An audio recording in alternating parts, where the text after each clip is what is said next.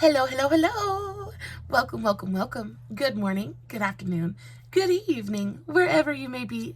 Welcome back to my channel, my Loverlies. If you've never been here before, thank you so much for clicking on my video. I am so happy you found me. I do so hope that you will like and subscribe before you leave. Become part of the Mama family. Mama's got your back, at least where makeup's concerned, and definitely when that makeup is cheap. Today is True Love Tuesday. We are talking about a really fun couple today. Well, maybe not fun. It's kind of tragic. It's kind of sad. And trigger warning. There are mentions of cancer in today's video. Now, I know that subject can be incredibly triggering for some people. It was for me when I first started researching it. You guys don't know, I am in the process of losing my dad to cancer. My dad has lung cancer, and it is just not good at all. So it was a little bit difficult for me to actually research today's couple, just because it's the same kind of cancer my dad has. So it was just really, really difficult. But one of the ways that I face my pain and face difficult things in my life is I just kind of confront it head on. I just kind of, stare at it, and I realize I have to help make myself realize that this is what it is. There's no changing it. You just have to accept it and move on from it. But if it's going to be too uncomfortable for you, or if it's too distressing for you guys to deal with, I completely understand. Please skip today's video. I will definitely not blame you in the slightest. But we're talking about Meryl Streep and John Cazale. Now, if you guys don't know who John Cazale is, I don't blame you. I had no idea who he was until I started researching for today's video either. But it is a really very interesting story. I feel like you get to see a different side of Meryl Streep, who, by the way, is one of my very favorite actresses of all times. I actually got the idea for today's video because I was watching The Devil Wears Prada, one of my very favorite movies of all time. And then I was like, you know what? I need to watch Death Becomes Her.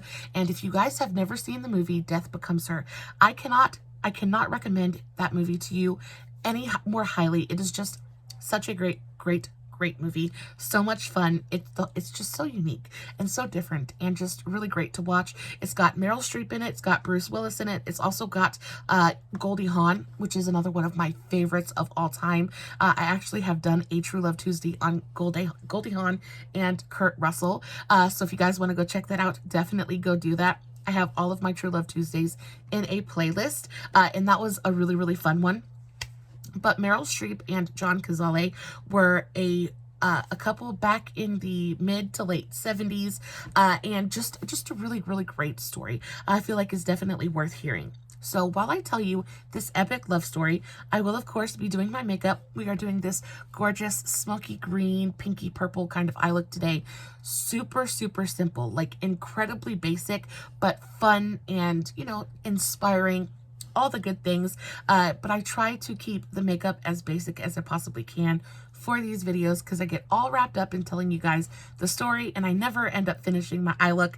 So just in case, I did do a TikTok on today's video on today's eye look as well. I will have the link for that in the description box, as well as everything I'm going to be using in today's video. I don't usually talk about the makeup that much. But if you ever have a question, all you have to do is shoot me a comment and I will get back to you. So we're going to be using the Morphe Making Bank palette. This is a really, really pretty palette. Super basic, but gorgeous. Gorgeous formulations. The metallics are soft and satiny and reflective. The mattes are easy to build and blend. Just really, really pretty palette. Morphe, if you guys didn't know, did end up filing for bankruptcy. They ended up closing all of their brick and mortar stores. Do not fret. You are still going to be able to purchase from Morphe online from Ulta and their other retailers. It's just you won't be able to ever go into another Morphe store just because, they don't exist anymore. It does make me kind of sad because I never got to visit a Morphe store, but thank the Lord they're still online. So before I sit here and ramble on too awful much, make sure you have just a little while to sit back, relax, hang out with me for a little while. Make sure you have a big old cup of hot coffee or a glass of ice cold sweet tea. I am being a very, very bad girl and I am drinking some root beer. I only allow myself to have a soda maybe once or twice a week. Today is one of my cheat days. Put in the comments below what your very, very favorite soda is. I would love to know. I feel like your favorite soda says an awful lot about you. My very favorite soda of all time is, of course, a classic Coca-Cola, but I also really enjoy cream soda and root beer. Very close ties for second and third. So again, get yourself something to sip on, maybe even a snack. Sit back, relax, and let's learn about John and Meryl. Take a sip of my drink because I can already tell it's going to be a long one. Today's video will probably be just a little bit longer. I would say probably at least 30-45 minutes. So make sure you have just a little while to chill out. Maybe sit back. Maybe just put me on in the background while you're washing dishes or cooking dinner. That's all good. Let me know what you do while you watch my videos. I'd love to know. All right. So diving right into today's video, John Cazale and Meryl Streep. Now, if you don't know who John Cazale, I don't know how to say his last name, and I don't want to butcher it, but I looked it up on, Google how to pronounce it, and it said John Cazale. I think it was Cazale. So that's what I'm going to say. If I'm wrong, please correct me in the comments. So a little bit about John. He was an Italian actor. An Italian-American actor. But he was very emotive. He was very close friends with Al Pacino. He was in The Godfather. He played Fredo. Yeah, he played Fredo Corleone in The Godfather Part 1 and Part 2. So there's a little bit of a frame of reference. I don't know a single person who hasn't seen The Godfather. So you know who he is. You've seen him in a movie before. And unfortunately, he passed before he ever really became a household name. But even after his passing, he was just in a lot of really great epic kind of movies. And of course, we all know who Meryl Streep is. Meryl Streep is, she's amazing. She is amazing. She has been in so many incredible movies, everything from The Devil Wears Prada to Death Becomes Her to Postcards to, she's just an amazing, amazing actress. She's like the godmother of Hollywood. I love her so very much. They were both really amazing, amazing actors. But our story kind of takes place before Meryl Streep was Meryl Streep. They fell for each other almost instantly. And at the time, John was the more famous of the pair. He had just come off of filming Godfather, and was kind of riding on that success just a little bit, but they were still pretty much unknowns. They were still basically just trying to make ends meet, trying to pay the bills.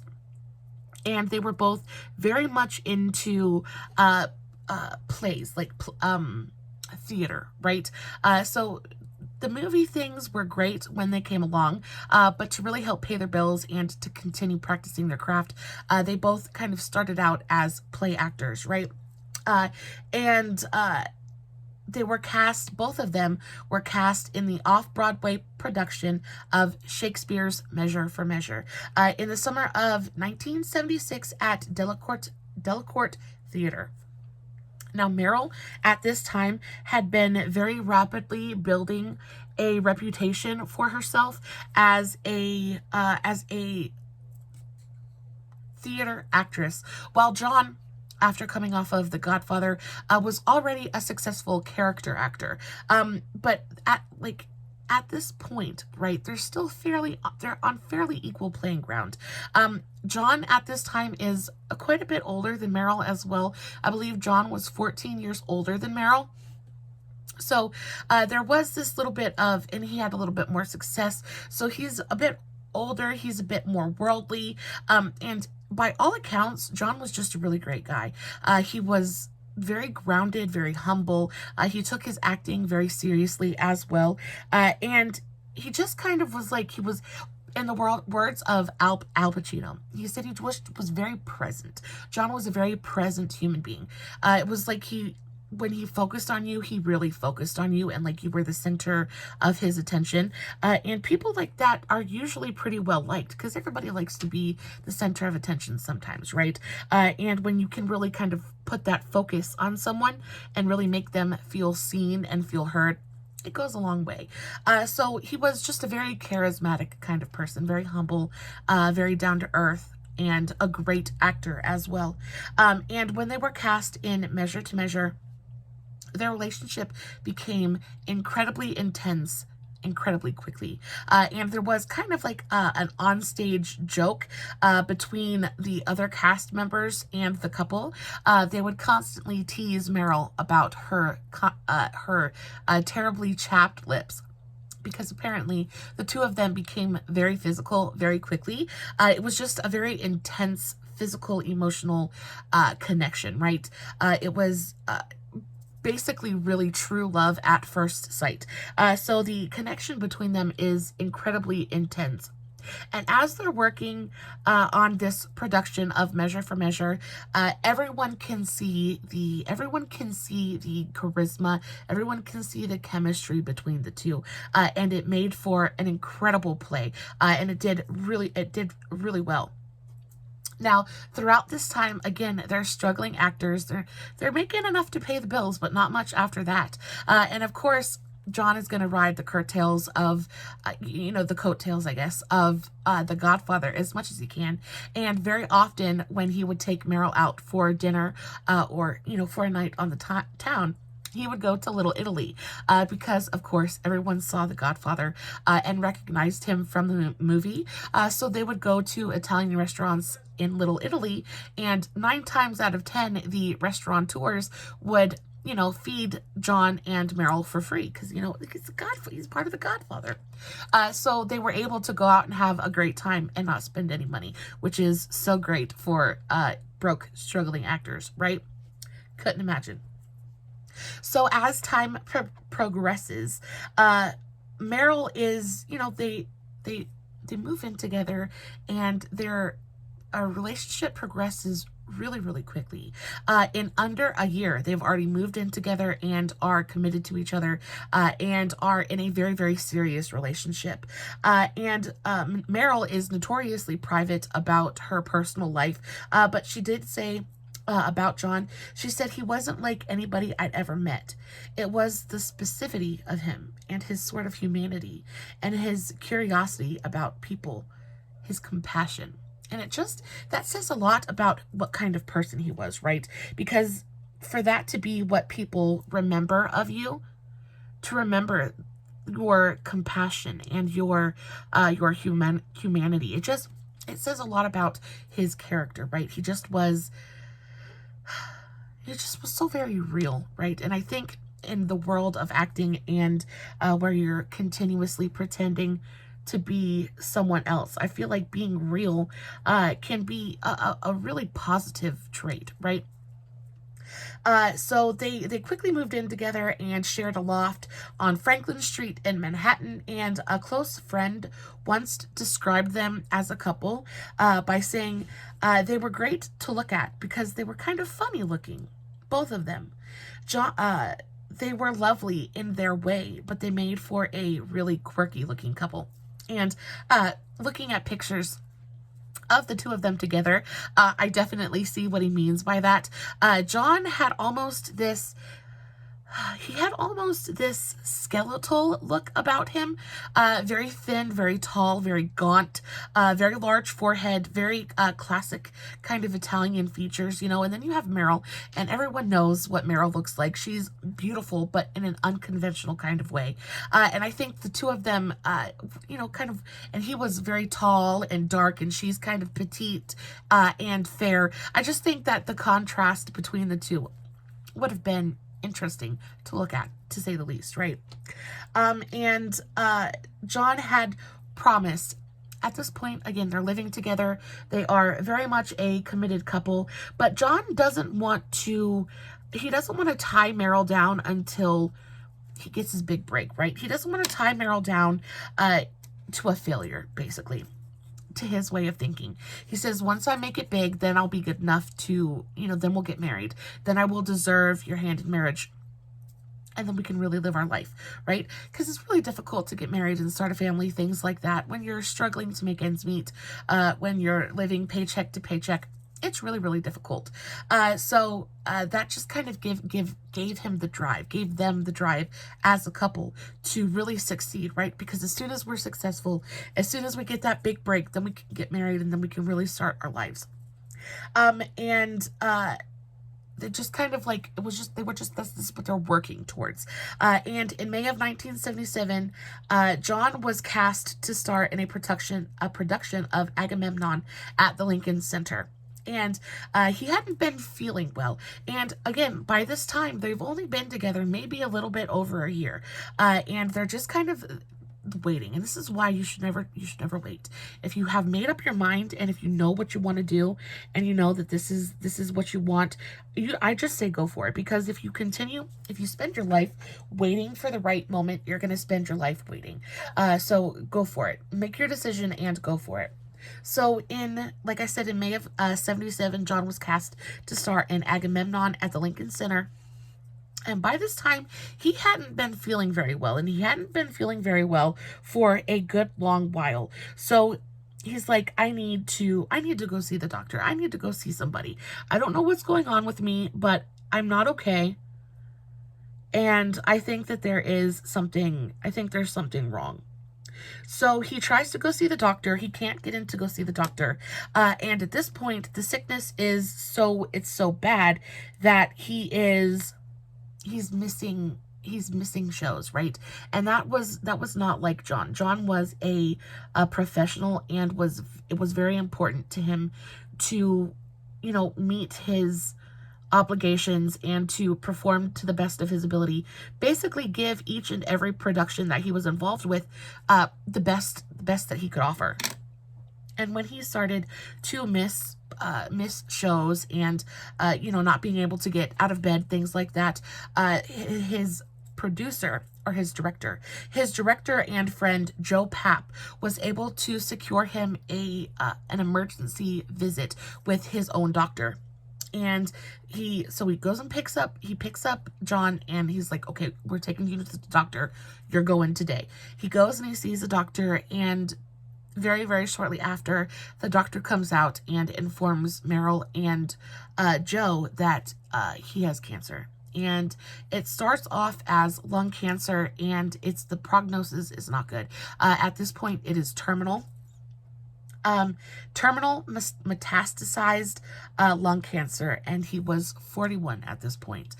So I mean, still a fairly young man, in his in midlife, middle-aged man, in great physical health.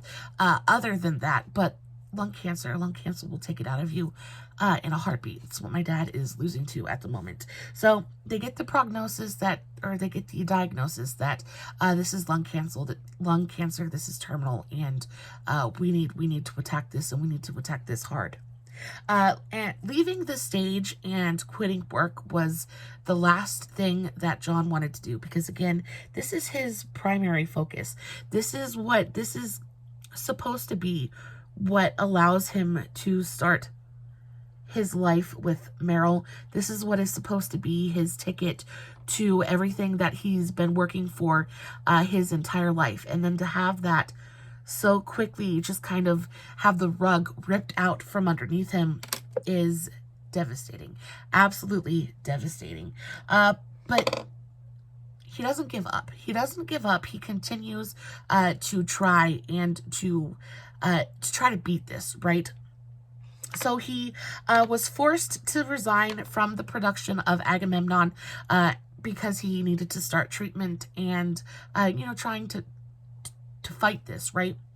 But instead of sending an agent, or instead of just kind of fading away and just kind of disappearing, right? Instead he goes to his production crew and is very, blunt about it, and is like, I'm gonna win this, I'm gonna fight this, and I'll be back. The play's director, Andre Serbin, would go on to say in a 2018 interview, but the abrupt stop in his work came the day he found out about his illness. Even then, he acted with a certain heroism. Rather than sending a message via his agent, he came in person to tell us about this difficult decision to withdraw. And you know, it just makes you, it makes you understand, what it makes you, me anyway, it makes me really admire his, I don't even know what word I'm trying to really think of, but just bravery, I guess, the bravery in facing it head on, right? Because I know that if I was ever diagnosed with something like that, it would be very difficult to kind of pick myself up, you know, and not become just like a puddle on the floor, right? But he kind of faced this with such bravery, and like he said, heroism, just was like, this is what it is, and this is just what we got to do, but I'm going to be back. And because of that, you know, and because Meryl is there, she dedicates herself. She dedicates herself for the next 9 months to being everything this man needs her to be. She is taking care of him. She's nursing him. She's helping him with his treatments. And on top of this, she's still working because, again, they don't have money saved up. They're not rich. They're not well off, living paycheck to paycheck. And somebody has to pay for all of these doctor visits. Somebody has to pay for all of these treatments, right? So on top of becoming his caregiver, she's also, you know, the breadwinner. And taking care of him, trying to lift his spirits and nurse him through this horrific illness. She said later in a 2018 interview, I moved into his hospital room and read him the sports pages. I did imitations of newsreaders. I was so close to him that I couldn't see that he was so close to death. When death came, it was such a shock. What John's death did is make me confront my own mortality. And that is so incredibly true. It's so crazy because this story hits so close to home, especially for me right now, because I think that's one of the biggest things that I'm having to face with my dad being sick is, you know, if it can happen to my dad, you know, because my dad is big and strong and he's always been so intimidating, right? And if this thing can take him from being this big, strong, healthy, scary kind of guy and turn him, cancer will make you small. It makes you so small. And it's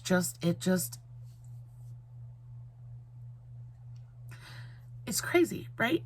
So, and it makes you confront your own mortality. It makes you confront that if this can happen to you, like, this could happen to anybody. You know what I mean? So, I completely understand what she meant when she said that. But John and Meryl were, again, they have to pay. You have to pay for the doctors, right? You have to pay for the treatments. You have to pay for the medicine. Medicine isn't cheap. So they both, John kind of had to suck it up a little bit, and they both had to work. And John and Meryl were both offered roles in Michael Cimino's 1978 film, The Deer Hunter, along with Robert De Niro and Christopher Walken. And this was precious time that they would be able to spend together because, again, they have to work. Meryl is having to continue to work to make money to pay the doctors. And by John accepting this role as well, by them both being cast together, not only is she going to be able to stay with him and continue to take care of him, but she's also going to be able to, you know, they're going to be able to make money together, and they're going to be able to spend all day, every day filming together and being together. So it's pretty much a win-win across the board. So they both accept this role, and they had been looking at John for the role initially. But the reason that Meryl had been hired on was because Robert had actually convinced the director that he needed to hire Meryl. Because, again, at this point, Meryl really hasn't had a big on-screen kind of role yet. So she's still pretty much an unknown at this point.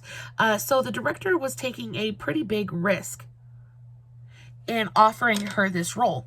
But he does so at the recommendation of De Niro. He offers Meryl the role, and they both accept. Now, this movie would go on to be really very well received and pretty much critically acclaimed. But the going was incredibly tough. It was really difficult for both Meryl and John. Meryl is having to take care of John, and John is trying, and at this point, they can't tell anyone how sick John really is. So at this point, they're basically hiding. You know, people know that maybe he's not feeling well, but nobody really knows just how, you know, just how sick he really is. They're having to keep this a little bit of a secret. Well, not a little bit, but a big bit of a secret. And that is because it is really, really, you know, you have to insure everyone on a production, things like that. And it's really difficult to insure somebody with cancer. It's super, super expensive. So they're keeping it a big secret, trying to get through this production, make as much money as they can, give the best performances that they can, without drawing too awful much attention to themselves. And they do pretty well for a good while, until John just can't hide his illness anymore. Accepted to be able to do radiation. So John would, while Meryl was filming, John would go back and forth to his treatments. Al Pacino is the one that would drive John back and forth to his treatments while Meryl was filming. And he would take care of John while, you know, Meryl was otherwise occupied. So Al was a really, really big part in helping this go as smoothly as it did for as long as it did. But unfortunately, you know, they couldn't keep it a secret for forever. And the producers of Deer Hunter eventually found out that John did indeed have cancer and that he was incredibly sick. And then they found out that, you know, how much it would cost to insure him and things like that. And they were just like, absolutely not. Absolutely not. And they threatened to fire John. Now, everybody at this point is rooting for John. Like, who wouldn't be rooting for John? And when the producers threatened to fire John from the film, both De Niro and Meryl and I think a couple other people threatened to quit the production as well. You fire him, we're all going. So faced with this, the directors or the producers were like, okay, we won't fire him. You can go ahead and finish the thing. We're not going to have a movie if we fire him. So I guess we're kind of out of luck, right? So they go on to finish the Deer Hunter. It goes on to win a bunch of awards. It's a really, really great film. Again, just I don't even know what I'm trying to say. It does really well. It does really, really well. And Al Pacino later reflected on Meryl's dedication to John. Because, again, through this entire time, Meryl is his caretaker. She's his nurse. She's his lover, his friend, his shoulder to cry on. She is giving her absolute everything to this man. On top of working and trying to keep their lives together, she is basically doing absolutely everything that she can to make, to help fight this with him.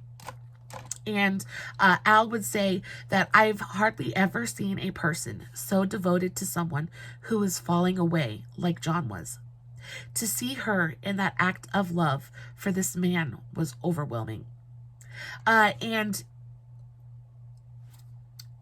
true love, because, there's a statistic out there right now. And I think something like, I want to say like 80% of men leave their wives when they are diagnosed with a terminal illness. And then you see this woman who is absolutely giving her everything to help this man fight this disease that they know, this battle. She's helping him fight this battle that they both know that he's not going to win. And it's devastating. It's devastating and it's heartbreaking. And again, because he's going back and forth to these treatments, and they're making money, but of course it's not enough. It's not really enough money. It's really, really expensive to go to the doctor, period. And then not only to have to go to the doctor, but to have to fight something as horrific as cancer is. Like, it just takes a lot of money, a lot of time, a lot of effort. And though they had been paid for the Deer Hunter, it still wasn't enough. So she has to sign on to this project. It is a what what is the name of it? Okay, so she accepted a role in a 9-hour TV drama called The Holocaust that she would start as soon as The Deer Hunter wrapped. Unfortunately, this took her out of the country. I think this took her to Austria. So she, as soon, like the second that The Deer Hunter wrapped, she had to get on a plane and she had to go to Austria to shoot this 9-hour docudrama, right? And she said, I was going crazy. John was sick and I wanted to be with him. While she was out of the country, she had to be out of the country for 2 months. 2 months she has to be gone. And during this time, she has no idea. She has no idea if one day she's going to wake up and she's going to, she's going to wake up to a message that John is gone. She doesn't know.